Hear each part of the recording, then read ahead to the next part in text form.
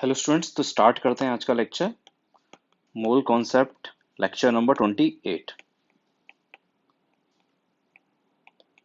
ठीक बेटा, lecture number 28 है।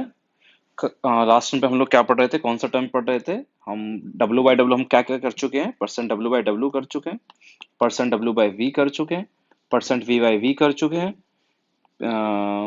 मोलैरिटी कर चुके हैं, मोलैलिटी कर चुके हैं, और पीपीएम कर चुके हैं, और मोल फ्रैक्शन जो लास्ट कॉन्सेंट्रेशन टर्म था वो हम लोग मोल फ्रैक्शन भी कर चुके हैं। ये सारे कॉन्सेंट्रेशन के टर्म हम लोग कर चुके हैं बेटा। ठीक है, W by W, W by V by V, 3 4 5 6 seventh mole, ये सारे हम लोग कर चुके थे। ठीक, मोल फ्रैक्शन मैंने तुम्हें लास्ट टाइम में बता ही दिया था। मोल फ्रैक्शन क्या होता है कि नंबर ऑफ मोल्स ऑफ, जिसका भी मोल फ्रैक्शन निकालना हो तो कैसे निकालते हैं कि भाई जिसका भी मोल फ्रैक्शन निकालना है उसके खुद के मोल्स अपॉन टोटल मोल्स। एक और एग्जांपल के साथ हम लोग स्टार्ट करेंगे आज का लेक्चर। जैसे एक कंटेनर है, उस कंटेनर में मान लिया दो गैसेस प्रेजेंट, मान लिया मीथेन गैस प्रेजेंट है, SO2 गैस प्रेजेंट है, और हीलियम गैस प्रेजेंट है। एक कंटेनर के अंदर तीन गैसेस प्रेजेंट है, मीथेन गैस, SO2 गैस और हीलियम गैस। मीथेन गैस के मोल दे रखे हैं मान लिया 5 मोल, इसके मोल दे रखे हैं मान लिया 10 मोल, और इसके मोल्स मान लिया दे रखे 15 मोल। ठीक है, तीनों के मोल्स दे रखे हैं, मीथेन के, SO2 के और हीलियम के। हमसे पूछा है मोल फ्रैक्शन क्या होगा। तुमसे कोई पूछे मोल फ्रैक्शन ऑफ मीथेन, करा चुका हूं मैं लेकिन वापस करा रहा हूं। मोल फ्रैक्शन ऑफ मीथेन लिखते हैं हम लोग XCH4। कितना आ जाएगा? मीथेन रिप्रेजेंट किससे करते हैं? इसको X से रिप्रेजेंट करते हैं। तो मोल फ्रैक्शन ऑफ मीथेन कितना आएगा? Mole fraction of methane XCH4 is equal to, कितना होगा बेटा? मीथेन के मोल्स कैसे निकालते हैं? खुद के मोल्स अपॉन टोटल मोल्स। तो खुद के मोल्स कितने हैं? 5 मोल। तो 5 डिवाइडेड बाय टोटल कितने हैं? 5 + 10 15, 15 + 15 30। तो 5/30 यानी 1/6। ठीक है, कोई हमसे पूछेगा मोल फ्रैक्शन ऑफ SO2, SO2 का मोल फ्रैक्शन वो भी बता देंगे। खुद के मोल्स SO2 के upon total moles, total moles कितने हैं? 30। तो 1/3। कोई हमसे पूछेगा मोल fraction of helium, mole fraction of helium, helium का मोल फ्रैक्शन कितना होगा? 15/30। 15/30 कितना? 1/2। कैसे निकालते हैं? हाँ जी, कैसे निकालते हैं मोल फ्रैक्शन? जिस खुद के मोल्स अपॉन टोटल मोल्स। और एक और बात बताओ बेटा, एक मिक्सचर के अंदर जितनी भी चीजें हैं, जैसे इस मिक्सचर में तीन चीजें हैं, मीथेन है, SO2 है और हीलियम है। तो एक मिक्सचर में जितनी भी चीजें हैं उन सबके मोल फ्रैक्शन को जोड़ोगे तो कितना आना चाहिए बेटा? ऑब्वियसली इसका 1/6, इसका 1/3, इसका 1/2। तो मेरे को पता है कितना आना चाहिए। हाँ जी, कितना आना चाहिए? वो हमेशा आता है किसके बराबर? सारे लोग बोलोगे सबके फ्रैक्शन को ऐड करोगे तो कितना आता है? 1 के बराबर। किसके इक्वल आएगा? 1 के इक्वल आएगा। वो तो आएगा ही, इसमें कौन सी बड़ी बात है? हम्म, अगर एक कंटेनर में या एक मिक्सचर में हजारों चीजें प्रेजेंट हैं, तो उन हजारों चीजों के मोल फ्रैक्शन को जोड़ोगे तो वो हमेशा किसके इक्वल आएगा? एक के इक्वल आएगा, क्योंकि सबके फ्रैक्शन को जोड़ के क्या बैठेगा? 1 ही तो बैठेगा। ठीक है, सबके मोल फ्रैक्शन को जोड़ोगे तो 1 बैठेगा। कोई दिक्कत ही नहीं है, सिंपल है। ठीक है, मोल फ्रैक्शन हमेशा क्या होगा? 1 से कम होगा। मोल फ्रैक्शन जो होगा वो हमेशा क्या होगा? 1 से कम आएगा। ये भी सबको पता है हमें। ठीक है, एक क्वेश्चन हम लोग और करते हैं, फिर हम लोग आगे बढ़ेंगे नेक्स्ट टाइप के क्वेश्चंस पर, नेक्स्ट टाइप की प्रॉब्लम्स पर। तो एक सवाल हम लोग कर लेते हैं अब। A solution of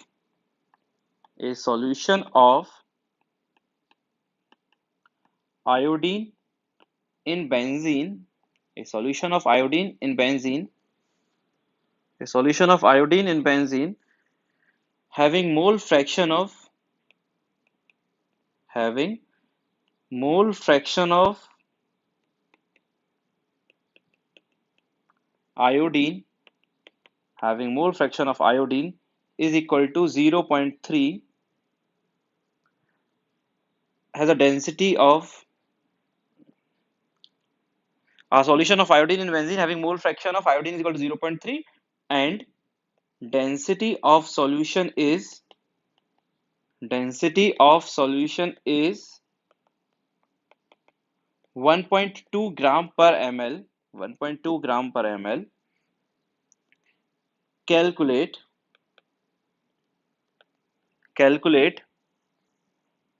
percentage W by W, calculate percentage W by W, comma percentage W by V, comma molarity and molality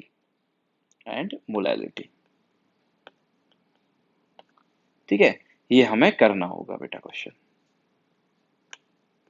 ठीक, बड़ा अच्छा सवाल है।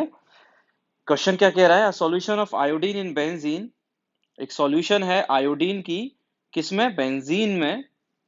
Solution of iodine in benzene, ठीक है, iodine in benzene having mole fraction of iodine is equal to 0.3 and density of solution is 1.2 gram per ml, calculate percent W by W, W by V, molarity and molality। मतलब सारे concentration के term निकालने हैं और क्या given है, mole fraction given है। ठीक है, अब थोड़ा अच्छे से करते हैं, क्वेश्चन अच्छा है। देखो मैं कैसे अप्रोच, मेरी अप्रोच क्या रहेगी इस क्वेश्चन को सॉल्व करने में, वो थोड़ा ध्यान से देखना। ठीक है, वो थोड़ा ध्यान से देखना कि क्या अप्रोच रहती है। चलो, हाँ बेटा, अब पहले तो बात करेंगे कि सॉल्यूशन किसकी है, आयोडीन की इन बेंजीन। क्या सबसे पहले काम तो आएगा कि सॉल्यूट कौन है और सॉल्वेंट कौन है, वो पता लगाना है। एक सॉल्यूशन है आयोडीन इन बेंजीन, इसे देख के पता लगा लेंगे हम लोग कि सॉल्यूट कौन है और सॉल्वेंट कौन है। बताओ, यहां से कुछ हिंट मिल रही है क्या? हाँ, हिंट मिल रही है। आयोडीन इन बेंजीन, इसका मतलब आयोडीन बेंजीन के अंदर है, इसका मतलब बेंजीन सॉल्वेंट है और आयोडीन क्या है, सॉल्यूट है। ठीक है, सबसे पहले तो मैं लिख दे रहा हूं, आयोडीन, आयोडीन होती है आई नहीं I2, नेचर में आयोडीन आई की फॉर्म में एग्जिस्ट नहीं करती, I2 के फॉर्म में एग्जिस्ट करती है। तो ये तो अपना हो गया सॉल्यूट। और बेंजीन, बेंजीन का फॉर्मूला होता है बेटा C6H6। अभी पता नहीं होगा तो बाद में जब ऑर्गेनिक केमिस्ट्री स्टार्ट होगी तो पूरा काम इसी से पढ़ने वाला है, बेंजीन से। बेंजीन हो गया अपना सॉल्वेंट। ठीक है, आयोडीन मतलब I2 तो हो गया सॉल्यूट और बेंजीन हो गया सॉल्वेंट। कहां से पता लगी ये दोनों चीजें? यहां से पता लगी दोनों चीजें। आयोडीन सॉल्यूट होगा और बेंजीन सॉल्वेंट होगा। ठीक है, क्योंकि आयोडीन बेंजीन के अंदर मिला हुआ है। तो सबसे पहला काम तो बेटा यही पता लगाना होता है क्वेश्चन में कि कौन सॉल्यूट है और कौन सॉल्वेंट है, वरना गलती कर दोगे। ठीक है, तो सॉल्यूट है आयोडीन और सॉल्वेंट है बेंजीन। फॉर्मूला क्या होता है आयोडीन का, I2, और बेंजीन का होता है C6H6। ठीक है, मैं एक खास बात और लिख देता हूं, इसका जो मोलर मास होता है, काम पड़ता रहेगा, इसका जो मोलर मास होता है वो होता है 254। I2 का मोलर मास होता है 254। आयोडीन आई का एटॉमिक वेट होता है 127, ये I2 है तो हो गया 254। ठीक है, और बेंजीन का मोलर मास होता है, ये तो निकल ही जाएगा, 12 6 72 प्लस 6 78, इसका मॉलिक्यूलर मास है 78 ग्राम। ठीक है, तो मैंने सबसे पहले तो वो बातें लिख ली जिनकी जरूरत पड़ने वाली होगी बाद में। इस आयोडीन का मॉलिक्यूलर मास 254, आई का 127 होता है, ये I2 है, और बेंजीन है 78 ग्राम। ठीक है, आगे बढ़ते हैं, अब क्वेश्चन को सॉल्व करते हैं हम लोग। क्या दे रखा है बेटा, मोल फ्रैक्शन दे रखा है किसका, आयोडीन का। मोल फ्रैक्शन दे रखा है बेटा किसका, आयोडीन का मोल फ्रैक्शन दे रखा है, कितना, 0.3 दे रखा है। मोल फ्रैक्शन आयोडीन का है 0.3। ठीक है, तो सबसे पहले मैं यही लिख लेता हूँ कि भाई मोल फ्रैक्शन कितना है आयोडीन का। मोल फ्रैक्शन को रिप्रेजेंट करते हैं इससे, x से, तो वह 0.3। याद है क्या फॉर्मूला लिखाया था मैंने मोल फ्रैक्शन में? अगर किसी सब्सटेंस का मोल फ्रैक्शन निकालना है तो कैसे निकालते हैं, खुद के मोल्स अपॉन टोटल मोल्स, यही करते हैं ना। आयोडीन का मोल फ्रैक्शन दे रखा है 0.3, इसका मतलब क्या है, आयोडीन के मोल्स अपॉन टोटल मोल्स। ठीक है, अब मैंने क्या तुम्हें तरीका बताया था, मैंने बताया था जब भी एक कॉन्सेंट्रेशन का टर्म दिया जाए और बाकी कॉन्सेंट्रेशन के टर्म निकालने हो, तो जो भी डिनोमिनेटर में आता है, जो भी डिनोमिनेटर में आता है उसे क्या मान लिया करते हैं, उसे मान लिया करते हैं, जैसे इसमें डिनोमिनेटर में क्या आ रहा है, एन टोटल मतलब टोटल मोल्स, तो इस डिनोमिनेटर को क्या मान लो, 1 मान लो और स्टार्टिंग करते जाओ देयर। तो एज्यूम क्या कर देते हैं, let total moles is equal to 1। मैंने यही तरीका तुम्हें बार बार अपनाने को कहा है कि जब भी कभी एक कॉन्सेंट्रेशन का टर्म दिया जाए और बाकी कॉन्सेंट्रेशन की टर्म निकालने को बोला जाए, तो डिनोमिनेटर को क्या मान लिया करो, 1 मान लिया करो। जैसे इसमें टोटल मोल्स डिनोमिनेटर में थे तो उसे 1 मान लिया। फायदा क्या होगा बेटा, अगर इसे टोटल इसे 1 मानोगे तो ये किसके इक्वल हो जाएगा, ये हो जाएगा 0.3 के इक्वल। अगर इसे 1 मानोगे तो ये हो जाएगा 0.3 के इक्वल। ठीक है, तो मैं वही लिख रहा हूं, therefore number of moles of iodine, हाँ जी बेटा, आयोडीन के मोल्स, चलो ऐसा करते हैं इसे नेक्स्ट पेज पे लिखते हैं। हाँ जी, number of moles of iodine कितने हो जाएंगे बेटा, therefore number of moles of iodine is equal to 0.3। Clear है ना बेटा? हाँ जी, अगर इसे 1 मानोगे तो आयोडीन के मोल्स कितने, 0.3। अब खुद सोचो, अगर आयोडीन के मोल्स आ गए तो क्या इसका मास आ जाएगा? बिल्कुल आ जाएगा। जब किसी सब्सटेंस के मोल्स पता होते हैं तो मास तो बड़े आसानी से आता है। Therefore mass of iodine, but iodine solute है या सॉल्वेंट है? सॉल्यूट है, पहले लिख दिया है मैंने। तो मास ऑफ आयोडीन ब्रैकेट में लिख दिया सॉल्यूट, कितना हो जाएगा 0.3 इंटू मॉलिक्यूलर मास, कितना होता है 254, पहले लिखा चुका हूँ, इसलिए बाद में काम आता है, इसलिए मैंने पहले लिख दिया था बेटा। कैसे निकालते हैं मोल्स, मास मोल्स अगर पता हो तो मोल्स इंटू मॉलिक्यूलर मास, तो मॉलिक्यूलर मास होता है 254 आयोडीन का, तो ये आ जाएगा बेटा 76.2 ग्राम। कितना आ जाएगा बेटा ये आ जाएगा 76.2 ग्राम। ये आयोडीन के मोल्स आ गए और इसका आयोडीन का मास आ गया। क्लियर है बेटा? अच्छा, आप खुद सोचो, अगर आयोडीन के मोल्स 0.3 हैं और तुमने टोटल मोल्स कितने माने हैं, 1। सॉल्यूशन में है क्या क्या, एक आयोडीन है और एक बेंजीन है। सॉल्यूशन में एक आयोडीन है और एक बेंजीन है, दोनों का मिला के मोल्स तुमने 1 माने हैं, दोनों के मिला के मोल्स 1 माने हैं, और जिसमें से आयोडीन के कितने आ गए 0.3, इसका मतलब बेंजीन के मोल्स कितने बचे?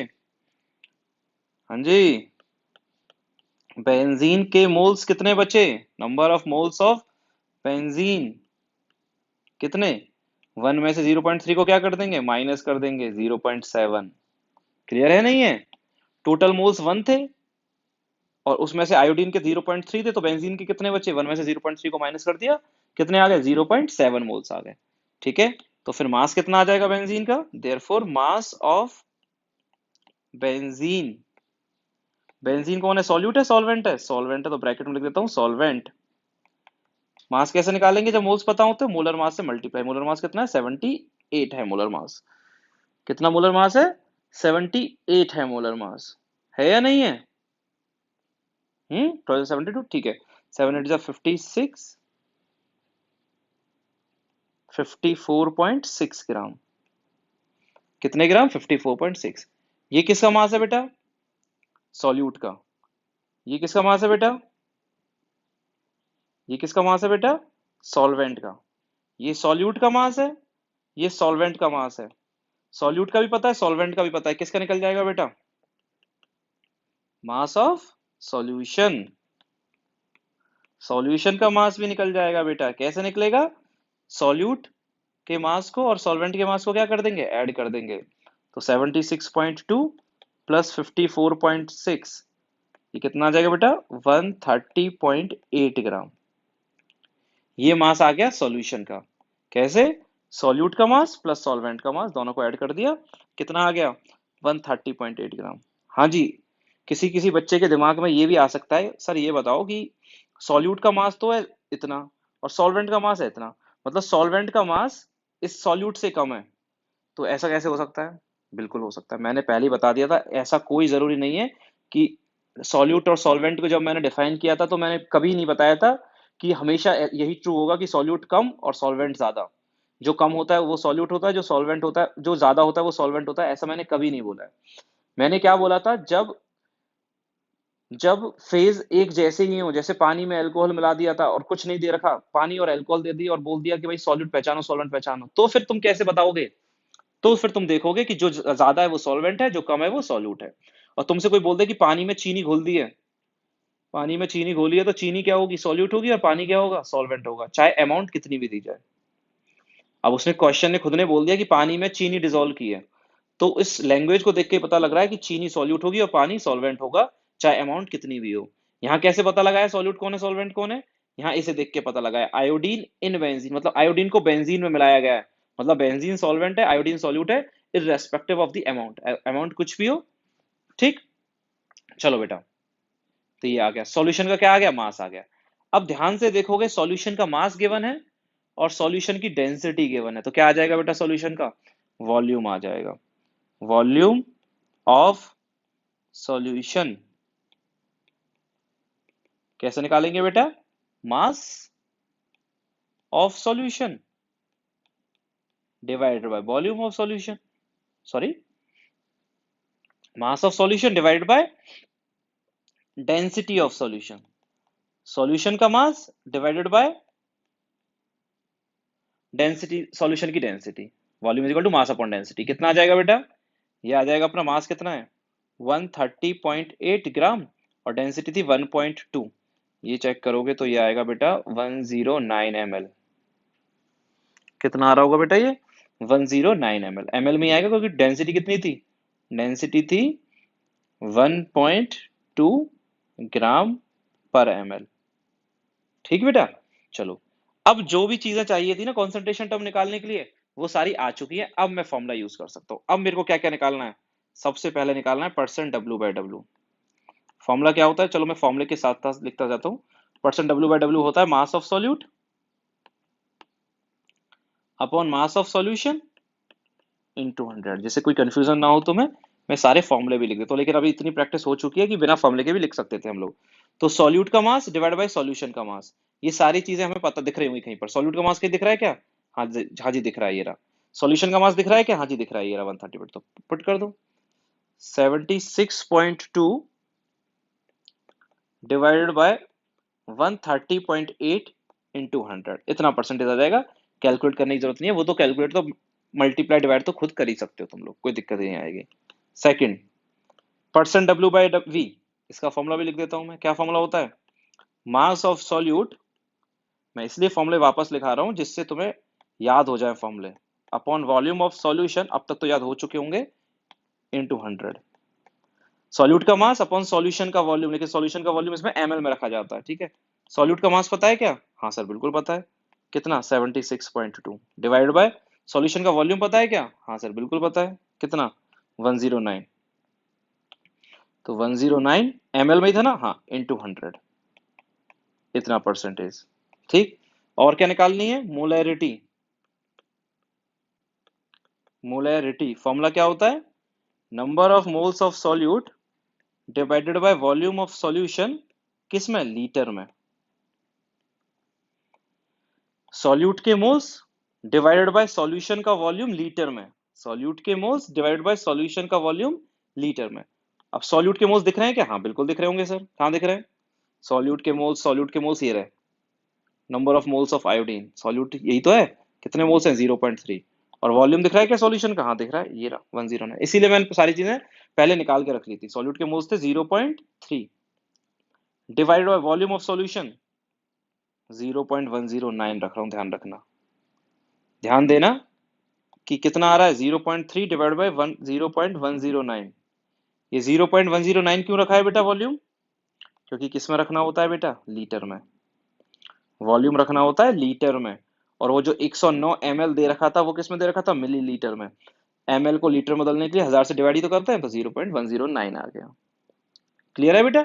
और क्या निकालना है बेटा? तो ये वो आ गया, ये W बाय डब्ल्यू आ गया, ये W बाय वी आ गया, वो मोलैरिटी आ गई। और क्या चाहिए? और चाहिए मोलैलिटी। क्या फॉर्मूला होता है? Number of moles of solute divided by, solute के मोल्स डिवाइडेड बाय क्या? वेट ऑफ सॉल्वेंट, वो भी किस में? केजी में। क्या होता है फॉर्मूला? सॉल्यूट के मोल्स डिवाइड बाय सॉल्वेंट का वेट केजी में। तो सॉल्यूट के मोल्स तो वही 0.3 ऊपर से ही लिख लेता हूं, डिवाइडेड बाय सॉल्वेंट का वेट। कहीं दिख रहा है क्या सॉल्वेंट का वेट? सॉल्वेंट का वेट, सॉल्वेंट सॉल्वेंट ये रहा, सॉल्वेंट ये रहा, मास ऑफ सॉल्वेंट कितना है? 54.6 ग्राम है, लेकिन सॉल्वेंट का वेट है 54.6 ग्राम। ग्राम है, किस में चाहिए होता है? किलोग्राम में चाहिए होता है। तो कौन सी बड़ी आफत है, आ जाएगा। 54.6 है ना, तो 0.0546 मोलल। मोलरिटी को कैपिटल एम से रिप्रेजेंट करते हैं, मोलरिटी को स्मॉल एम से। ये कैसे आया बेटा? ये कैसे आया? 54.6 ग्राम था, हमें चाहिए होता है किलोग्राम में, तो 54.6 को 1000 से डिवाइड करा तो इतना ही आएगा। तो ये अपनी आ गई बेटा क्या, मोलैलिटी आ गई। ये क्या आ गई अपनी, मोलैलिटी। क्लियर है? तो डब्ल्यू बाई डब्ल्यू आ गया, डब्ल्यू बाई वी आ गया, मोलैलिटी आ गई और मोलैलिटी आ गई। कोई डाउट किसी को? नहीं है ना बेटा? सिंपल है। तो जब भी कभी कंसंट्रेशन के टर्म दिए जाएं, एक कंसंट्रेशन का टर्म दिया जाए और दूसरा निकालना हो, तो देख लिया करो कौन सा डिनोमिनेटर में आ रहा है, उसे 1 मान के स्टार्ट कर दिया करो क्वेश्चन की। ठीक, कोई डाउट तो नहीं? क्लियर है बेटा? चलो फिर आगे बढ़ते हैं, एक क्वेश्चन और करते हैं बेटा तुम्हारे लिए, एक क्वेश्चन और करते हैं। हाँ जी, calculate mole fraction of, calculate mole fraction of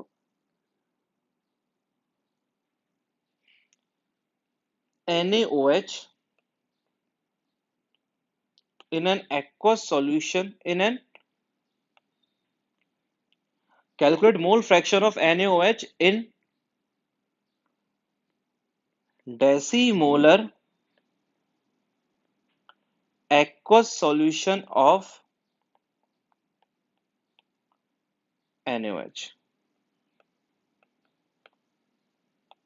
ठीक है, ये थोड़ा इजी क्वेश्चन है। बस उस जो पिछला वाला पार्ट कराया था मैंने, उस पिछले वाले क्वेश्चन में सारे टर्म्स एक साथ कैलकुलेट करवा लिए थे। अब ये उसका एक 1/4 पार्ट है, मतलब एक दे रखा है, दूसरा पता है ना। मेरे को क्या बताना है बेटा, मोल फ्रैक्शन बताना है किसका, NaOH का। डेसीमोलर की जगह बेटा ले लो डेसीमोलर, ले लो डेसीमोलर रहने दो, इसकी जगह ले लिया जाए डेसीमोलर। ठीक है, क्या बताना है बेटा हमें, हमें मोल फ्रैक्शन बताना है NaOH का। ठीक है, तो मैं लिख देता हूं क्या बताना है हमें, हमें बताना है मोल fraction of NaOH। Mole fraction को x से रिप्रेजेंट करता हूं, मोल फ्रैक्शन ऑफ NaOH बताना है। और क्या दे रखी है, decimolar aqueous solution of NaOH, decimolar aqueous solution of NaOH, decimolar aqueous solution of NaOH। मतलब एक्वस का मतलब समझ में आता है तुम्हें? एक्वस का मतलब क्या होता है? एक्वस का मतलब होता है सॉल्वेंट क्या है, वाटर है। ये सबको पता होगा, पहले मैं बोल चुका हूं, समझ में आना चाहिए। एक्वस का मतलब होता है सॉल्वेंट इज वाटर।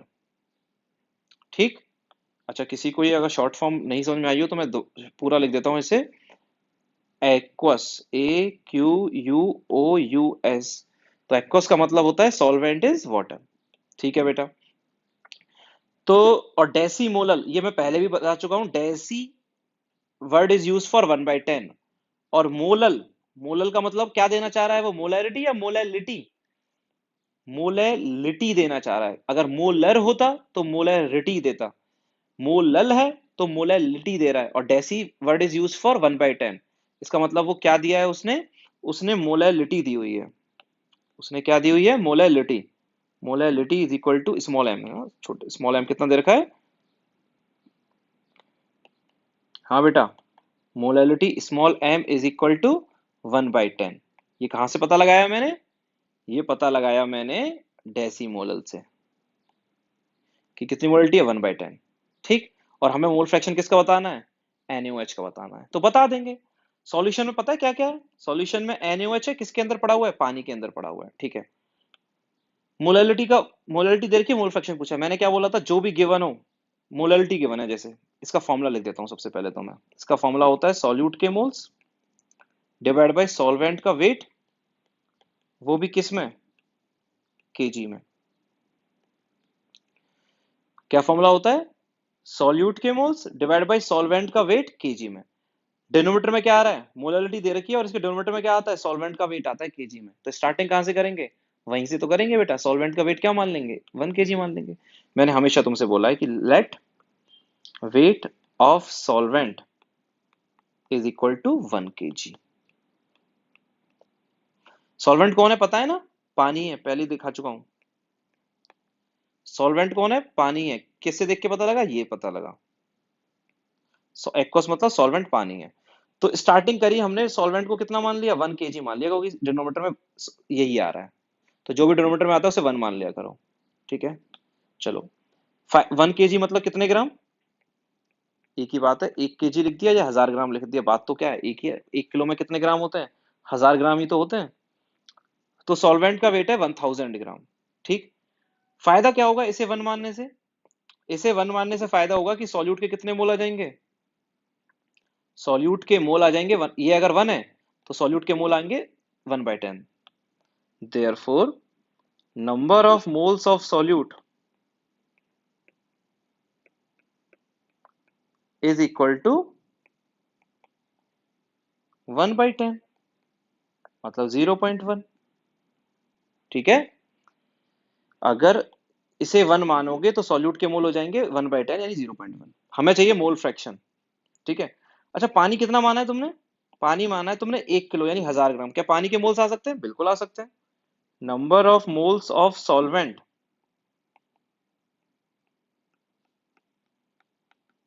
कितना? 1000/18। कितना? ये बेटा 18 से कैसे डिवाइड कर दिया? सॉल्वेंट के मोल्स कैसे निकालते हैं? भाई सॉल्वेंट का मास कितना है? 1000 ग्राम। तो मोल्स कैसे निकालेंगे? Given mass upon molar mass. और इसीलिए मैंने बेटा 1 किलो की जगह क्या लिख दिया था? 1000 ग्राम लिख दिया था, क्योंकि जब भी मोल्स निकालते हैं ना मास से, तो मास अपॉन मोलर मास, मास किस में होना चाहिए? ग्राम में होना चाहिए। तो 1000 और पानी का मोलर मास होता है 18। चेक कर लेना, H2O का मोलर मास कितना होता है? 18 होता है। तो ये मोल्स निकल गए सॉल्वेंट के, बस हो गया काम अपना। बड़ा आसान सवाल था। अब निकल जाएगा क्या? NaOH के मोल फ्रैक्शन। NaOH का मोल फ्रैक्शन निकल जाएगा। कैसे निकलेगा मोल फ्रैक्शन ऑफ NaOH? NaOH का मोल फ्रैक्शन का मतलब क्या है? NaOH के मोल्स। कैसे निकालते हो मोल फ्रैक्शन? खुद के मोल्स। चलो मैं इसे अगले पेज पे लिखता हूं। हाँ जी। मोल फ्रैक्शन कैसे निकालते हो? मोल फ्रैक्शन निकालते हो खुद के मोल्स अपॉन टोटल मोल्स। यही तो आता है। जब भी मोल फ्रैक्शन निकाला जाता है किसी भी सब्सटेंस का, तो कैसे निकाला जाता है? खुद के moles upon total moles. NaOH के कितने मोल्स दिख रहे हैं तुम्हें? दिख रहे होंगे, NaOH के मोल्स आ रहे थे।